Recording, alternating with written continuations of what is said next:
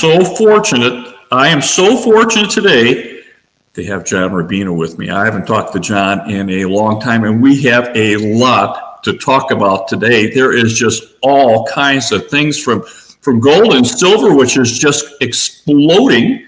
And I think John will tell you it's the best performing asset in the world, to banking stocks, to Nvidia, to problems in the financing. So John, being a thought leader and one of the top people in the United States, I am so glad to have you, John. Thank you for so much for showing up. What are you seeing on your end? You know, here's the things that are concerning me a little bit. I've seen that Nvidia and all these AI stocks have been in the news. And this morning I saw that SoftBank has sold their entire portfolio out, and that the CEO of Nvidia has been selling $100 million blocks. So what does that tell you? Hey, Michael. Well, thank you for that very kind introduction, first of all. That was nice. True. We have a ton of, thank you. We have a ton of stuff to talk about today, though. And yeah, the AI stock bubble is a pretty good place to start. The stuff you just mentioned has happened. And then another thing that's really interesting in that market right now is that Michael Burry, who got famous in the 2000s for shorting the housing market, and then he was one of the featured people in the Big Short movie, and he's back at it, only with the AI stocks. He has bet $1 billion via put options against Palantir and Nvidia. Wow. And that's a really big, really time limited bet there, because when you make a bet with put options, you only have until the put options expire for the thing to work out. So he's not only saying these stocks are going down, he's saying they're going down fairly imminently, like within the next 2 years they crash. And based on valuations, I'd be shocked if the AI bubble continues for another 2 years, just because that's crazy valuations. And they're doing that vendor financing thing that people have seen lately, where one AI company gives a bunch of money to another AI company who turns around and buys the products of the first AI company, so that it's all kind of, it's this big circular flow of funds. And if any one of them can't pay the related loans, the whole thing blows up. So you've got that happening. It's more overvalued now than the dot-coms were in the 1990s. So yes, we should have the AI bubble blowing up at some point in the future. And the bet that Michael Burry is making is that it's coming soon. So things are heating up. It's getting really interesting now. And by the way, I don't know if you saw the CEO of Palantir doing interviews after Michael Burry announced the near $1 billion bet against his company. It was terrible. He was so stressed out by it that it's looking like he has stuff to hide, basically. Somebody who really can't stand the heat of being in the public eye. But anyhow, yeah, that's one thing. I mean, we're in a position now where the global economy depends on the U.S. economy. The U.S. economy now depends on the stock market, and the stock market depends on a handful of AI companies that have obligations that absolutely dwarf their revenues and earnings, to the extent that any of them have earnings right now. So, well, and I think a lot of this has to do with the fact that we have indexes. And there's some automatic, every Friday people are putting in money into their 401k, and it adds to the index, and the index makes automatic purchases, and it just kind of keeps going. So there's really not a whole lot of analysis to it. And John, you bring up a good point. I think that Nvidia is the most overvalued or most valued stock ever in history. Is that correct? Well, they're worth $5 trillion right now, which is bigger than most countries' GDP. So yeah, Nvidia at least has a business. They're selling these chips. They're making money from selling the chips. And so at least you have earnings which you can compare to the stock price. But the PE ratio, in other words, the price of the stock versus their earnings, is still some crazy number like 200 or 300 or something like that. It's a number that no company should ever trade at. So yeah, it's very dangerous right now. But of course, I would have told you the same thing 2 years ago about Nvidia, and they have just kept on going up ever since. And my brother actually has a big stake in that company, and he's just having a blast. So I don't want to jinx it for him, but yeah, we have a stock bubble. Remember, they call this the everything bubble right now. So the stock bubble isn't the only bubble, but it's one of the really big ones. And if we get a crash in tech stocks, then that crashes the overall stock market in the U.S. And that in turn crashes the U.S. economy. And since the global economy depends on U.S. consumers still, that crashes the global economy. So we're in a very dangerous spot right now, where the global economy is poised or it's teetering on top of a very narrow pillar, and you kick that out from under it, and the whole thing just falls apart. So I think the possibility of an equities bear market and a recession in the coming couple of years is 90% at this point. We're definitely going to have something serious happen, because we created the conditions in which at least one serious thing happens, and there's no guarantee the system can handle any one thing blowing up right now. Well, it seems like they're all fragile and it's all interconnected. Now, I don't know if you noticed this October 31st that the Federal Reserve came in for the first time in 4 or 5 years and added money to the overnight repo facility. And it was to the point of $29 billion. And the word on the street, from what I heard, and of course you're much better at this than I am, was that a lot of banks were starting to need money. There was a liquidity crisis coming up. And, in my business, I can certainly see where liquidity is going to be a problem, because we're seeing foreclosures in the commercial space. And when they get a foreclosure on a 60 or 70 story tower, we're talking about a severe loss of capital. And, this goes to a lot of banks, and the bank that came out was Zion Bancorp was in the news. So I don't know if that's true, but did you hear that $29 billion to the repo? Yeah. I have 2 accounts with Zions. I was watching that very closely. Oh. So yeah. So basically what you sketched out there is 2 other bubbles besides the AI bubble. And that is commercial real estate. The office building, the supply of office space basically just outran the demand for it over the past few years, because there was super cheap money. So you could put up these office buildings for very favorable financing. And then you had the pandemic, when everybody found out how nice it is to work at home, and office space is now being basically given away out there. So these buildings aren't worth what they're carried for on the books of local and regional banks. So that's a bubble waiting to burst. And then the other thing is the private equity bubble, where private equity companies are basically rich guys who get together, pool their money, and then go out and start doing things with very little supervision on the part of the SEC or the government in general. And so one of the things they like to do is roll-ups. They'll go out and then buy up all the air conditioning repair shops in a given area, or the home renovation people or something like that. They fold them all into one company. And then they leverage that company to the hilt, and then they bleed all of that money out. They pay themselves massive consulting fees, and then eventually they let those companies go, but they're so indebted that they go bust. They're kind of worthless at that point. So it's a horrible system, but some of those companies are starting to go bust right now. And it's turning out that some of the private equity guys got their original financing from those local and regional banks, and from some big banks too. Mm-hmm. So a couple of them just went bust, and Zions was one, as you said. And I think JP Morgan Chase lost a chunk of change in this whole KKR is in the news too. So, and BlackRock has lost some money. It's these collateralized loan obligations, I think we're talking about, that, which leads us then to the auto.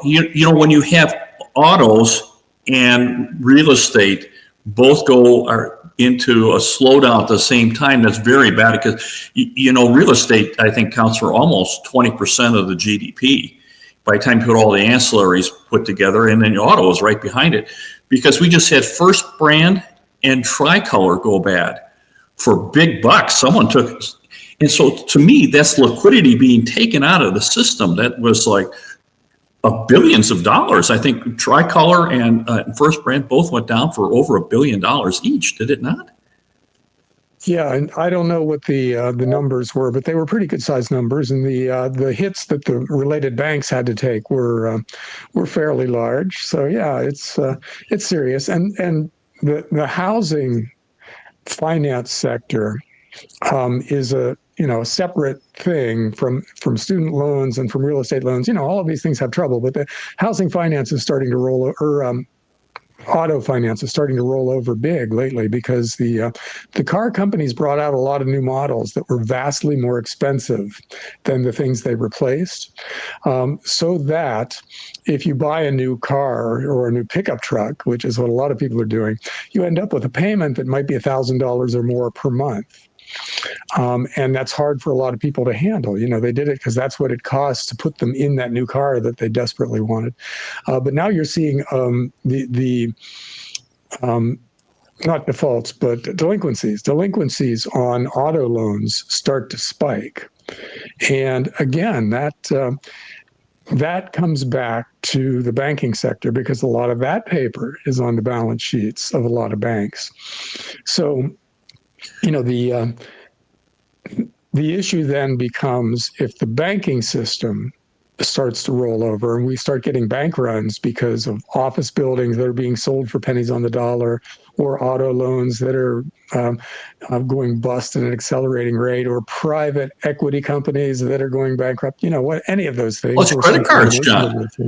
We got $1.3 trillion in credit cards, and delinquencies on credit cards are through the roof. Yes, and the interest rate on credit cards is going up dramatically now. So, whereas before, it was that's always kind of loan sharking. The credit That was like organized crime when I was a kid. What they charged, it was just awful. Do you know what's happening in my business, John? You're not going to believe this. This is what really bothers me, is that FHA has violated their own underwriting rules on almost 2/3 of all loans that were written since 2020.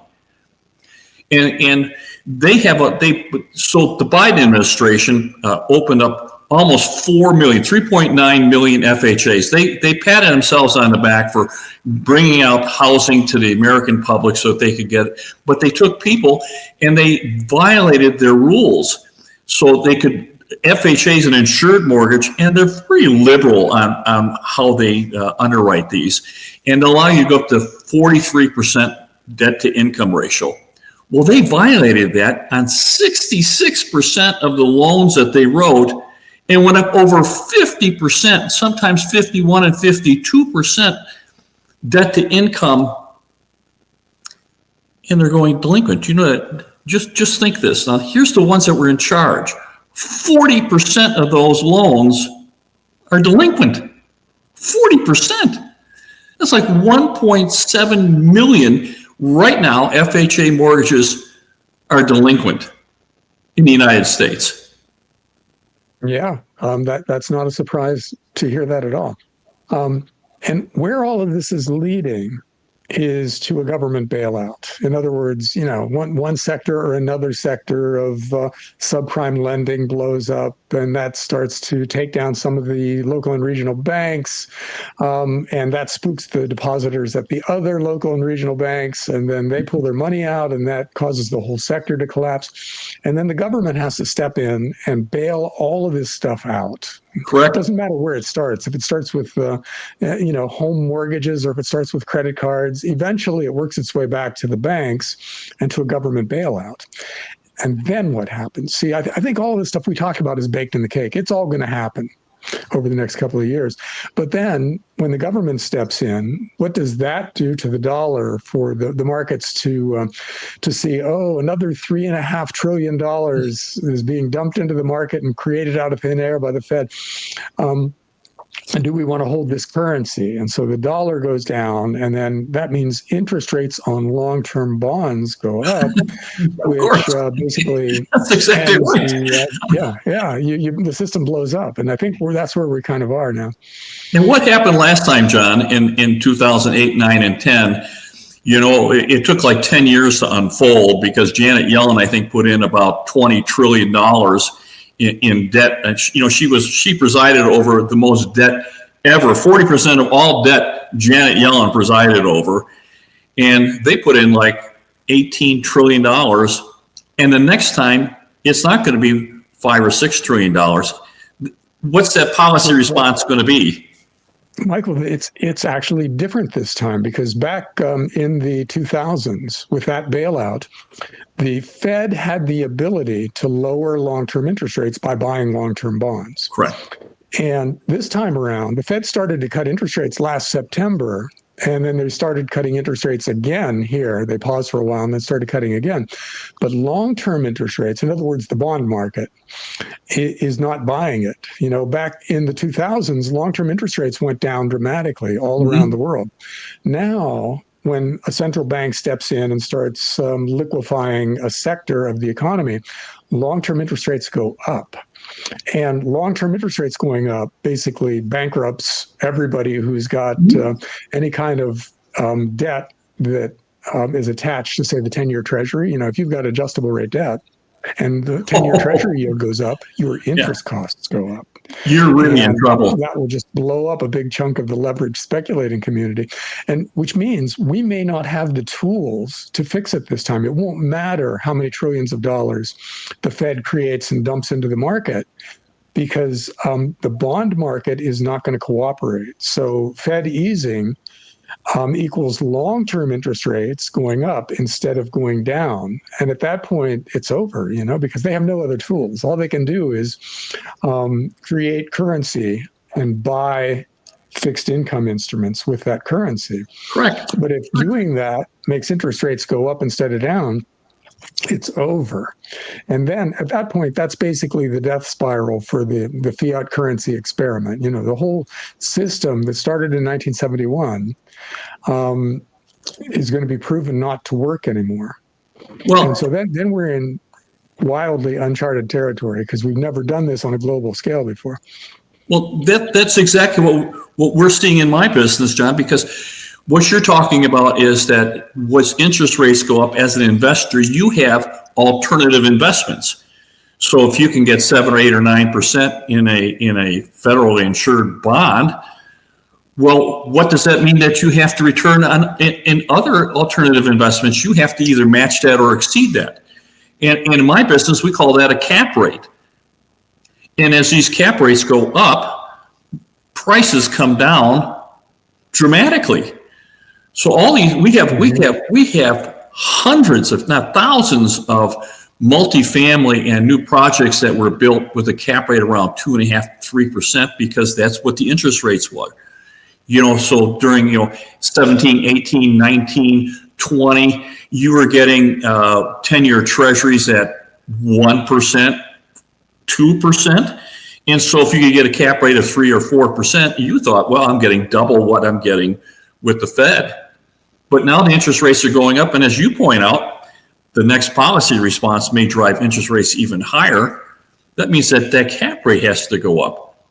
So currently we're looking at cap rates that are running around 4.5%.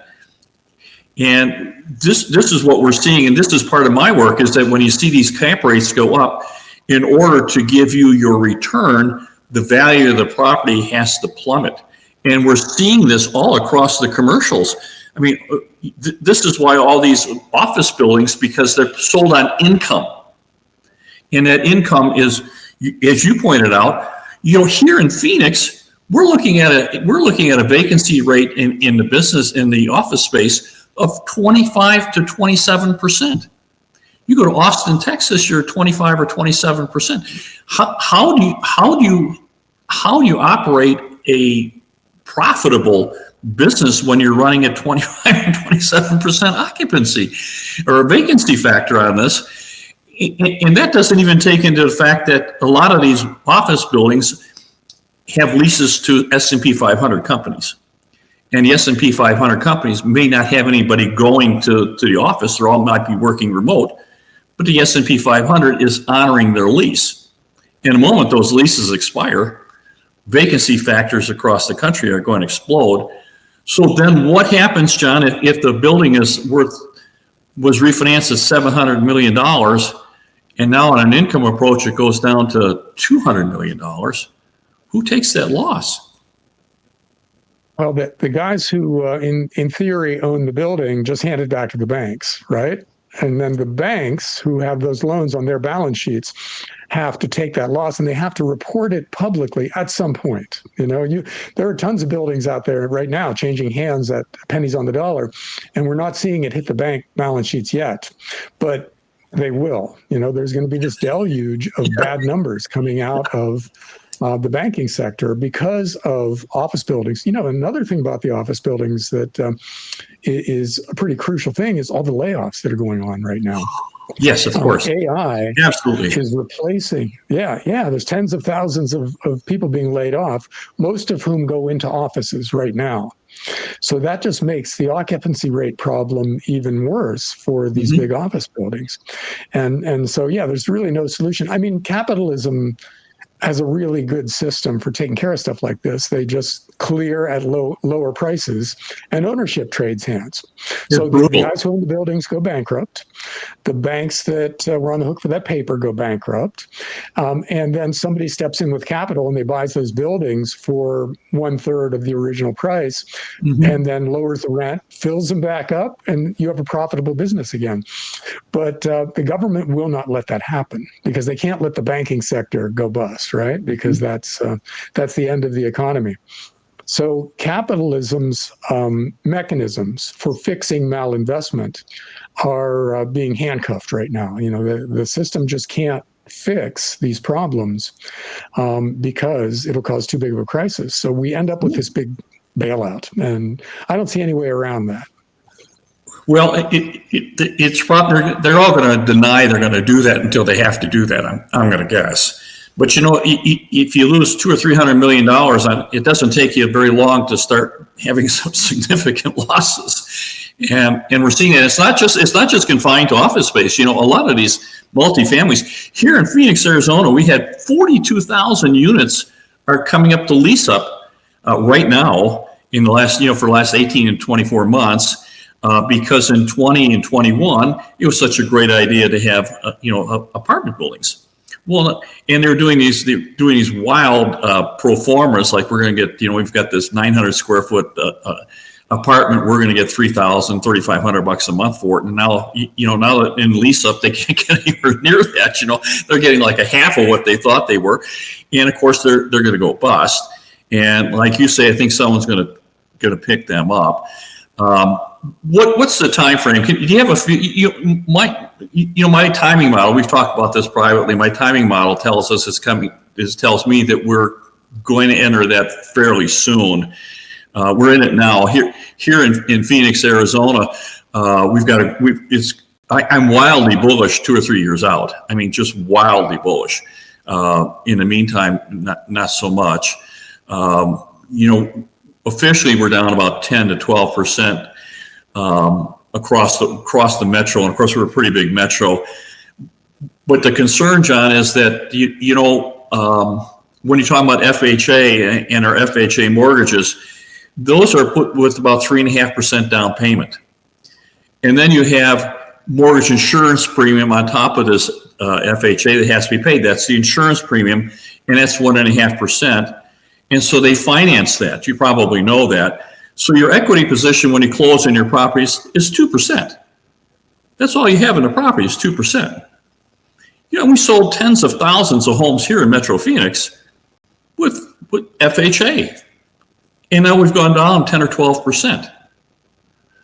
Well, if you only have a 2% equity position and the market moves on you 10 or 12% right now, we haven't experienced any real major stress. It's trending down. Well, you're severely underwater, and life happens, John. Life happens. What happens if if something happens in your life where you need to move and you're underwater? What's going to happen? Well, at the rate people are being laid off right now, it's a very real problem because if you're already underwater on your house and you get laid off, you pretty much just give the keys back to the bank, right? I mean, what else Yeah. are you going to do? Because presumably your mortgage is really expensive because they all are right now because houses are so overpriced. So if suddenly your income drops to zero, then you're going back to renting as quickly as possible, and you're just going to hand that house back to the banks. So, It gets to be a death spiral, John. It gets to be a death spiral. Yeah, yeah. Because I think you can see 20 or 30 or 40% drops in home prices in a lot of hot markets. And then it's just a question of, do you have enough capital to jump in there and take advantage of it or not? So, for instance, I don't know if you're watching Warren Buffett right now, well, but absolutely. he's piling up cash. Mhm. And he's got like $500 billion of cash just sitting there right now in his Berkshire Hathaway investment company. And so, presumably, his idea is that 2 years from now he steps into these markets again, and maybe it'll be real estate, maybe it'll be something else. But he's gearing up for some kind of a repricing, right? Where the price of stuff drops to levels that he thinks is attractive again, and he's gonna get back in at that point. So if you're on the wrong side of that, in other words, if you own the real estate now and there's a 40% drop coming, you got a very big problem on your hands. And whether you're a homeowner or where you're Blackstone and you've bought entire neighborhoods all over the country at 20% over asking price, and there's going to be a lot of people um, having to admit to a lot of pain at some point in the not too distant future. And it'll be fun watching it happen to private equity, but it will not be fun watching it happen to regular people who the government kind of tricked into buying a house. So we'll see, but it's going to hurt a lot of people who do not deserve to be hurt. But that's how cycles always play out. Yeah, so for me, I'm thinking this is going to look a lot like 2008 through 2010, maybe on steroids. I think there's going to be a lot of damage, and my advice has been, and I think yours as well, been to try and get out of the way. Sometimes the best way to play is to not be involved and just kind of sit on the sideline. My group, we're certainly sitting on the sideline waiting for an entry point. So any advice, I want to wrap this up. I don't want to take your whole day on this, John. You and I could talk for hours, What do you think people should be doing? I've been asking them to make sure that their credit's in good shape, because we're going to want to buy some things when the timing, and start saving some money. Make sure their jobs is good, maybe get a second gig. Any thoughts on your end as to where they should maybe start positioning themselves? You've done an absolutely phenomenal job with your picks on gold and silver. They've just been, my God, John, you've been absolutely outstanding. One of the best there's been. I can't tell you this enough. Any thoughts? Well, I think it's time for most people to look into the concept of prepping. In other words, the survivalists and the preppers that we used to think of as kind of having a screw loose have actually adopted the lifestyle that most of the rest of us probably need to get into in some way, somehow. In other words, like you said, find extra streams of income because your main job may not be safe. Have a garden so you can grow 20% of your food in case the agricultural supply chains get messed up in what's coming. Switch your finances out of financial assets like government bonds and certainly like junk bonds and things like that, and into real assets like gold and silver and energy assets, the stocks of oil companies and gas companies and nuclear power companies, things like that. And basically own things that the government can't create more of out of thin air, because those things will tend to go up in value relative to the currencies that the governments are going to inflate away, and that protects you.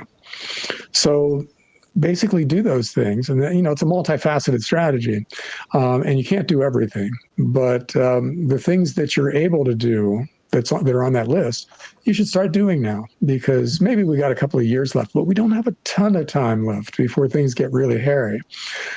So as much as you can do now to protect yourself from what is likely to be just absolute financial chaos for a while, you should be doing. And what about some cash at home, John? Do you think people should be keeping maybe some currency at home in small bills? Yeah, envelope full of $20 or bills or $50 bills is good liquidity. Like it'll get you out of trouble in a hurry, and it allows you to do things very quickly because everybody recognizes currency. But the currency will lose value while you're storing it. So you're basically paying a storage fee to have that envelope full of 20s, but you never know when it comes in really handy in circumstances where you just need cash to do something quickly or get out of some kind of trouble or something like that. So start there. And then with the rest of what you would normally be holding in cash, you want that to be in gold and silver. And silver is way easier right now because gold has just gone through the roof. A little gold coin that is about the size of an old $50 is now $4,000 and change. So the easy money has been made in precious metals, but you can still get silver coins and have them there as a better form of cash. You can still spend them if you need to. It's a little more complex, finding somebody who understands what silver is and then getting a deal done.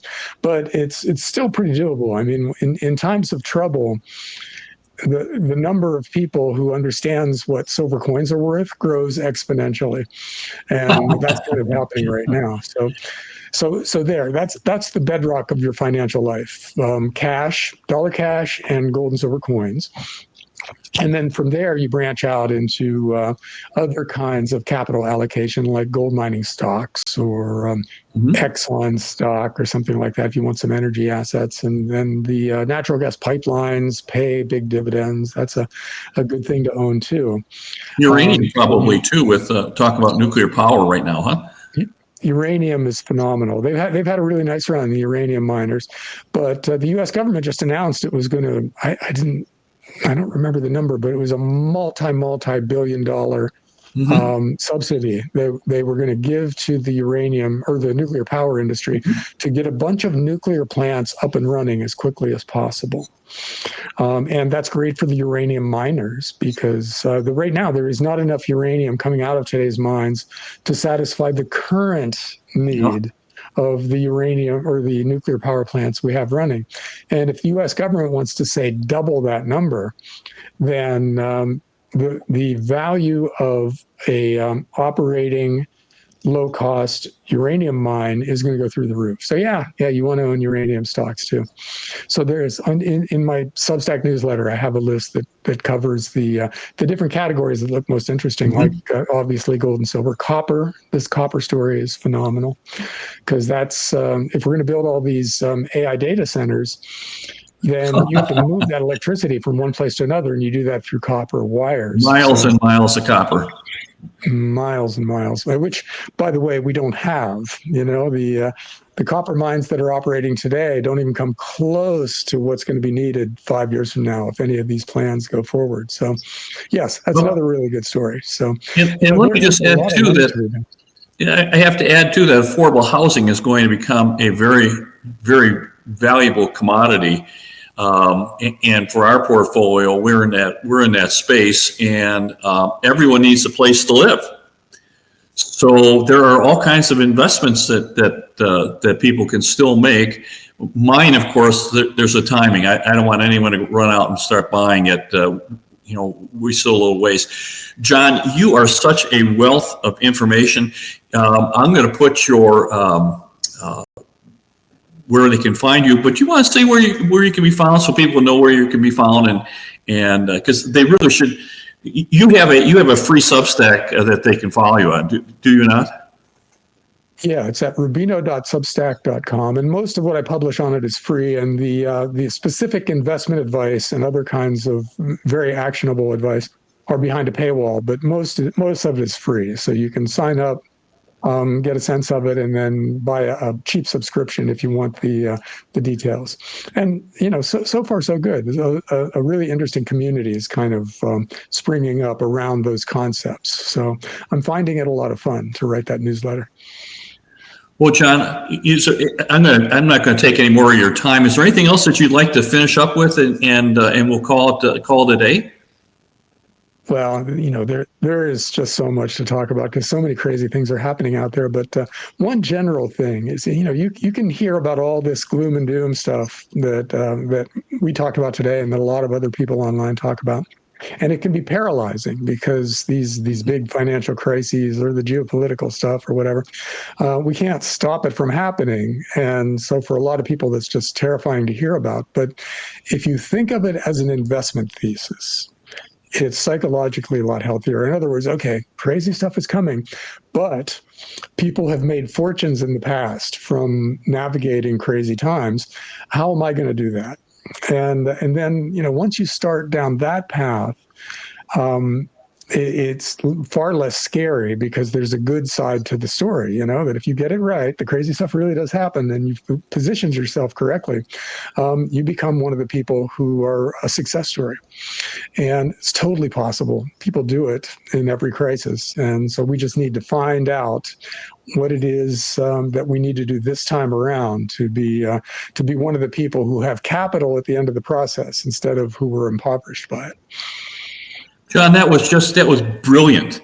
That was literally brilliant. You're talking about crisis investing and being able to break it down into what is going on in a rational form and what do I do, what's going on, how do I react to it, and how do I profit? Crisis investing. Oh, John, that was phenomenal. That was just phenomenal, brilliant. Well, thank you so very much for doing this. And, I would love to have you back. You and I could talk to you for hours. It's just great. Thank you so very much, John, for coming. Thanks, Michael. Talk to you soon. All right. Bye-bye now.